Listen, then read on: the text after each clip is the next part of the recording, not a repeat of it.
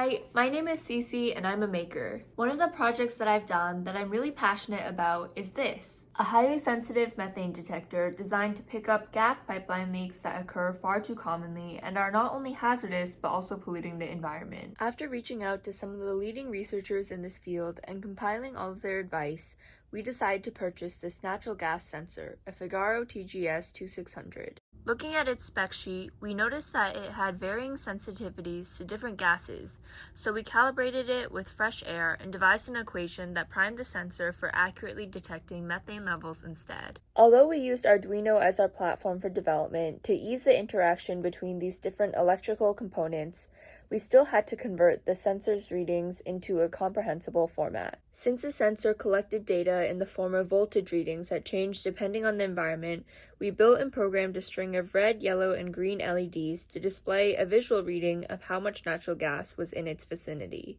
If we hadn't been cut off by COVID, we were also planning to add these pressure, humidity, and temperature sensors because we knew that many other factors could all skew the accuracy of our readings. These new sensors would have been combined with the original through functions and regression models to help filter out the influence of environmental factors on the final reading. In college, I hope to continue making climate-related devices and systems on a larger and more advanced scale. One of my favorite things in the world to do is robotics. Between joining the club my freshman year and becoming co-captain at the end of sophomore year, I had a lot to learn.